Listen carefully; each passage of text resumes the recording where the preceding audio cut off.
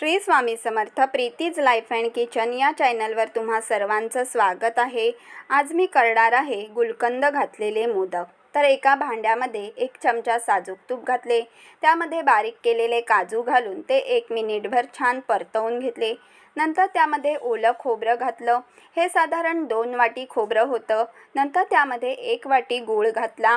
गूळ छान खोबऱ्यामध्ये विरघळून झाल्यानंतर त्यामध्ये 2 चमचे गुलकंद घातलं व गुलकंदसुद्धा खोबऱ्यामध्ये छान मिक्स करून घेतलं। नंतर त्यामध्ये 1 चमचा वेलची पावडर घातली व छान मिक्स करून घेतली। इथे आपण आपल्याला आवडत असेल तर जायफळ पावडरसुद्धा घालू शकतो। नंतर इथे 2 पेले तांदळाचं पीठ घेतलेलं आहे। जेवढे पेले तांदळाचं पीठ असेल तेवढ्याच प्रमाणात एका भांड्यामध्ये पाणी घ्यायचं आहे। आता 2 पेले पाणी पातेलीत गरम करत ठेवलं, त्यामध्ये 1 चमचा साजूक तूप घातलं व चवीनुसार मीठ घातलं। पाण्याला छान उकळ काढून घेतला। पाण्याला उकळ आल्यानंतर त्यामध्ये सर्व तांदळाचं पीठ घालून छान मिक्स करून घेतलं व त्यावर झाकण ठेवून 2 मिनिटांसाठी मंद आचेवर पिठाला वाफ काढून घेतली। नंतर पीठ थोडं थंड झाल्यानंतर एका ताटामध्ये पीठ घेऊन ते मळण्यासाठी घेतलं। जसं आपण भाकरीसाठी पीठ मळतो त्याच प्रमाणात हे पीठ मळायचं आहे। पाण्याचा हात लावून अगदी मऊसूत असं पीठ मळून घ्यायचं आहे। आपल्याला शक्य असेल तेवढ्या मोठे मोठे गोळे करून हे पीठ आपण मळून घेणार आहोत। अशा पद्धतीने हे पीठ मळून घेतलं। सर्व पीठ अशा पद्धतीने मळून झाल्यानंतर साजूक तूप आणि पाण्याचा हात घेऊन हे पीठ पुन्हा मी मऊसूत असं मळून घेतलं। अशा पद्धतीने या पिठाचा गोळा करून घ्यायचा साजूक तूप लावून। अशा पद्धतीने हे पीठ छान मळून घेतलं। नंतर त्याचे 4 समान गोळे केले। नंतर त्यामध्ये खायचा रंग घालायचा आहे। 4 गोळ्यांमध्ये वेगवेगळे रंग आपण इथे वापरणार आहोत। इथे पहिले मी लाल रंगाचा गोळा तयार करून घेतला। नंतर मी पिवळ्या रंगाचा गोळा तयार करण्यासाठी घेतला। पिवळा रंग घातल्यावर त्यामध्ये मी थोडंसं साजूक तूप घातलं आणि हे पीठ मळून घेतलं। छान असा पिवळा रंगसुद्धा आपला तयार आहे। अशा पद्धतीने हा पिवळ्या रंगाचा गोळासुद्धा तयार आहे। नंतर दुसऱ्या पिठाचा गोळा घेऊन त्यामध्ये हिरवा रंग घेऊन अशाच पद्धतीने हिरवा रंगसुद्धा तयार करून घेतला व 1 गोळा पांढऱ्या रंगाचाच ठेवला। नंतर अशा पद्धतीने तिन्ही गोळे असे हातावर लांब करून घेतले। नंतर पांढऱ्या रंगाचा जो गोळा उरलेला आहे त्याच्यावर पण तूप घालून अशाच पद्धतीने छान मळून त्याचासुद्धा लांब गोळा तयार करून घेतला। नंतर एका डिशमध्ये साजूक तूप काढून घेतलं।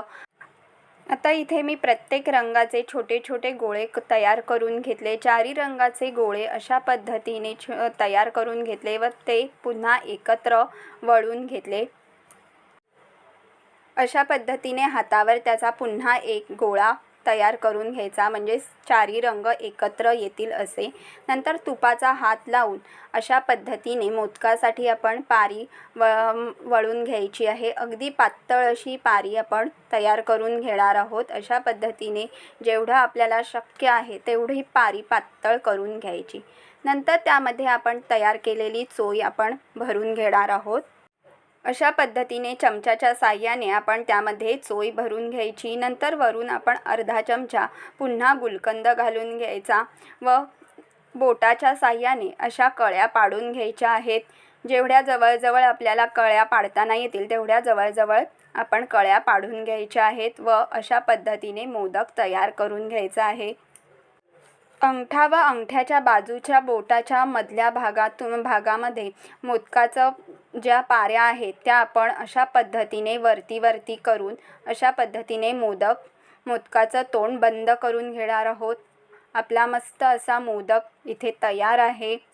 तुम्ही पाहू शकता मस्त असा मोदक आपला तयार आहे।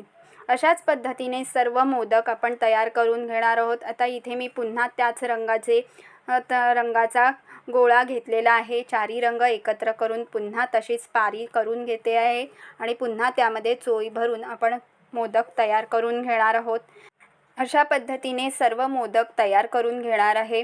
इथे 2 रंगाचे सुद्धा मोदक आपण तयार करू शकतोय। आपल्याला ज्या रंगाचा मोदक तयार करायचा आहे त्या रंगाचे आपण मोदक तयार करू शकतोय किंवा एकच रंग घेऊन त्या एकाच रंगाचे मोदक सुद्धा आपण तयार करून घेऊ शकतो. असे मोदक दिसायला पण छान वाटतात, एकदम ॲट्रॅक्टिव्ह दिसतात. अशा पद्धतीने पुन्हा हा मोदक मी तयार करून घेते आहे. अशा पद्धतीने सर्व मोदक तयार करून घेतले. 2 रंगाचे, 3 रंगाचे असे वेगवेगळ्या रंगाचे मोदक तयार करून घेतले. नंतर इडली पात्रामध्ये पाणी तापत ठेवून त्यामध्ये चाळण ठेवली व 20 मिनिटासाठी मोदक वाफवून घेतले. 20 मिनिटात मोदक छान वाफून होतात. नंतर मोदक थंड झाल्यावर ते काढून घेतले. आपले मस्त गुलकंद घातलेले मोदक तयार आहेत. व्हिडिओ आवडली असेल तर लाईक करा, शेअर करा, प्लीज चॅनलला सबस्क्राईब करा. थँक्यू. श्री स्वामी समर्थ.